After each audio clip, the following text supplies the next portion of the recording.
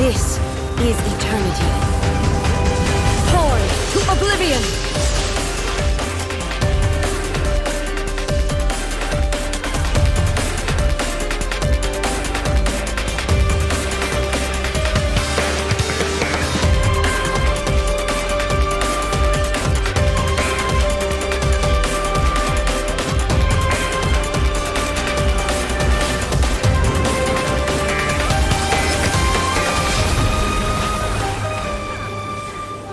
Hello everyone, welcome back to another Genshin Impact video. My name's ArcRevnar and I like to play games, and today we're going to be talking about the brand new Electro Archon Baal and showcasing her damage at C0.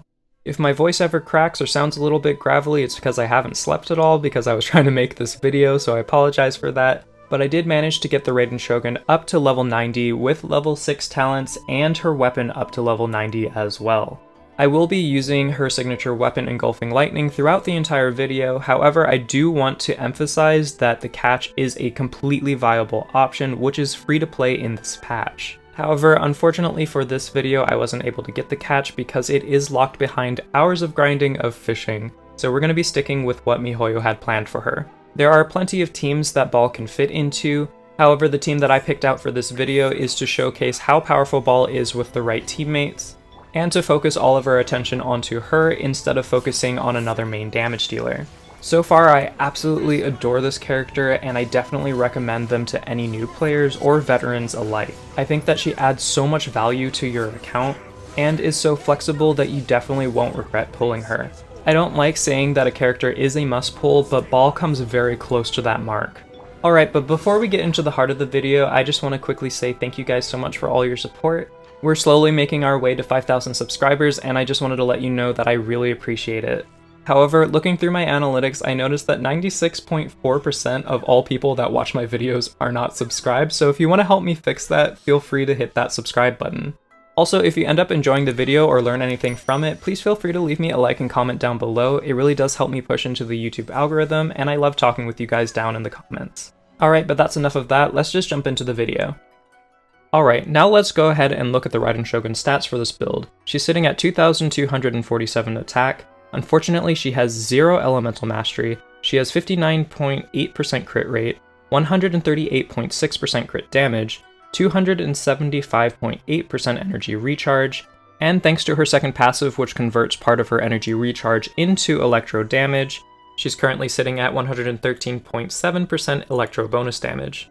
Alright, and as for her weapon, as I previously mentioned, I'm using her 5-star weapon, the Engulfing Lightning, which is Baal's signature weapon. The great thing about this weapon is that it directly converts some of your energy recharge into attack percent. This is absolutely fantastic because it allows you to run an energy recharge sands instead of an attack sands, which is really helpful considering just how integral energy recharge is to Baal's kit. On top of this, it also gives you an additional 30% energy recharge when you enter your burst state, netting you more damage and more energy for your teammates. However, I quickly want to emphasize again that the catch is a viable option, a 4-star option that you can max refine for free. And while Engulfing Lightning is her signature weapon and probably her best in slot, I think that the catch is actually going to come very close. As for her artifacts, there really is no ifs, ands, or buts about this. You really want to be running Emblem of Severed Fate. So I really have to recommend just grinding it out until you get a good 4-piece set. However, until you are able to get a full 4-piece set, you can always go with a 2-piece set and pair it with either the Gladiator Shimenawa's Reminiscence or with Thundering Fury. Alright, and as previously mentioned, she's going to be at C0 for the entire video. However, I do think I will probably go for other constellations in the future. And all of her talents are currently sitting at 666.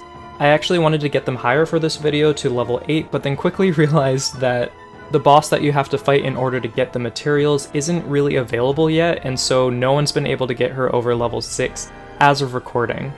Alright, and with all that out of the way, let's get into the actual damage showcase. Alright, and like always, I like to show the character that I'm showcasing's damage alone without a team first. So we're just going to use Mona to take down the shield, but then we're going to use the Raiden Shogun to actually deal damage. And as you can see, she's no slouch. She can deal a whole lot of damage all on her own. She is pretty burst damage dependent, so you really want to be leveling up her burst first and foremost, then her skill, and then her regular attacks. However, when she really shines is on a team when she's buffing both her party members and her own damage. Obviously, I'm using some of the best supports in the game, however, she is also one of the best supports in the game, and although she definitely isn't designed to be a main damage dealer, she can definitely deal out enough damage to be considered one if you want her to be. And as I actually mentioned before, there are no main damage dealers in this entire team comp. They are all support units, but they all amplify each other's damage so much that you don't even need a main damage dealer. To be completely honest, I thought that she was going to be a lot more relegated to a support role, not be able to deal as much damage except for within her burst window, but she's actually pretty strong all around and really shocked me, especially with that first initial hit of her burst. When everything lines up just perfectly, it really just obliterates anything in her path. However, it's also important to realize that just because that first hit is the biggest hit of her burst, all the rest of it is still considered burst damage and is sizable. So you really do not want to be switching while you enter her burst. You just want to be dealing as much damage as quickly as possible, and try not to dodge either because you will be losing out on a lot of damage per second. That's why I think that actually having a shielding unit on your team is probably for the best, just because you won't have to worry about losing damage, considering just how short her burst damage window actually is. Oh, also, I know that a lot of you are probably wondering why I'm not using Kujo-Sara, and why I'm using Bennett instead, and it's not because Kujo-Sara is worse than Bennett or that Bennett is better than Kujo-Sara, it's strictly because I don't have enough materials just yet in order to build her out. However, that being said, I actually do think that Kujo-Sara is going to be a better support than Bennett specifically for Baal, because if you can manage to get her up to C6, she can actually increase all electro crit damage by 60%, which is absolutely huge. Can you imagine just how much more damage my Baal would be doing if she had that 60% crit damage buff? However, as you can see, you can get by with Bennett and it works very, very well. And like I said, I was actually pretty shocked just how well Baal worked as the main damage dealer on this team. I didn't initially think that she would be suited for this role, but because she's able to get her energy up so quickly, and because she's able to help all of her teammates cycle through their burst, the amount of raw damage output and enabling that she's able to do is pretty incredible. And again, keep in mind, these talents are only at level 6. Imagine them at level 8 or even 10. I'm currently hitting for over 100,000 damage on her initial strike of her burst alone. And this is with my Bennett not even fully built. He can actually be raised another 20 levels all by himself, which would be a huge damage boost to her burst alone. This paired with the multipliers from her talent upgrades, and she should be able to hit for well over 200 into the 300,000 realm. And if you do manage to get her C3, all I can say is that she's definitely living up to her reputation as a god. But even without constellations, and even if this were to be a free-to-play build, I think that this is more than enough damage to make her viable and worth pulling for.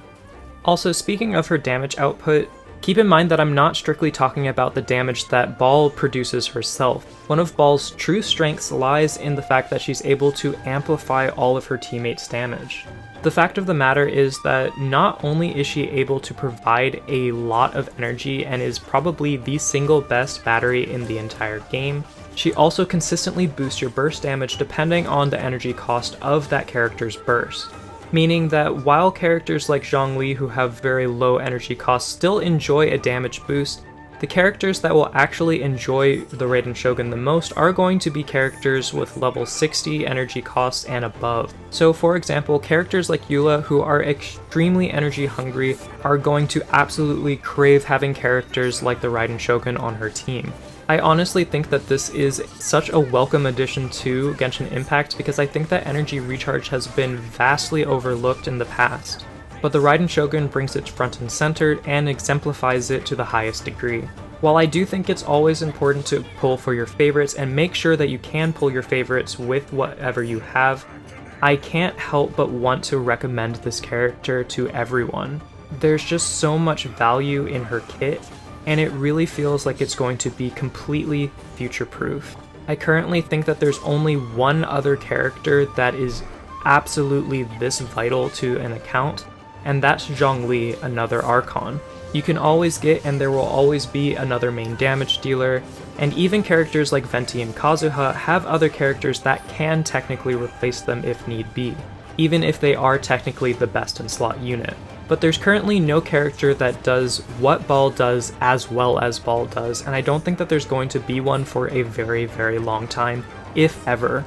Also, if you are looking from this from the future and you didn't manage to get her or you didn't summon the first time, I don't think that's necessarily a bad thing. I don't think that she's absolutely necessary, but if you're wondering if she is a good unit and is worth investing into, I really think she is.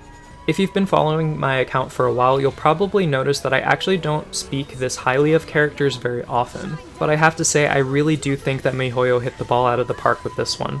Okay, and lastly, let's talk about endgame content.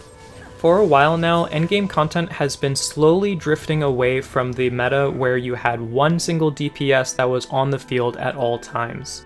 MiHoYo is pushing more and more for having multiple characters that quick swap in and out. I personally think that this is mainly just because they want to give you more and more reasons to summon for more characters, but I also kind of like this direction because it means that you're going to be getting a lot more value out of multiple characters on your account as opposed to just one or two. And honestly, I think that the Raiden Shogun best exemplifies this. Her entire kit is revolved around providing energy to her entire party so that they can swap in and out and deal a lot of damage as you're moving from party member to party member. And although the meta does tend to shift from time to time, I don't think that this particular aspect of the meta is going to be going anywhere anytime soon. In fact, I think that the Raiden Shogun is going to become one of the top meta characters in the game for a very long time. Obviously, if you cannot afford to get her now, don't worry, there will always be reruns in the future. Don't ever feel pressured to simply summon for a character just because they're meta defining. If you don't like her, don't summon for her, summon for someone that you really care about. However, I wanted to make it very clear that she is worthwhile and she is worth the investment if you enjoy her character and her gameplay. Alright guys, and that's all for this video. I plan on covering a lot more about the Raiden Shogun. I'm very interested in the catch specifically. I'm also very interested in making a video about team comps for her. I think that that would be maybe helpful for a lot of people if you're wondering how to plug her into certain team comps.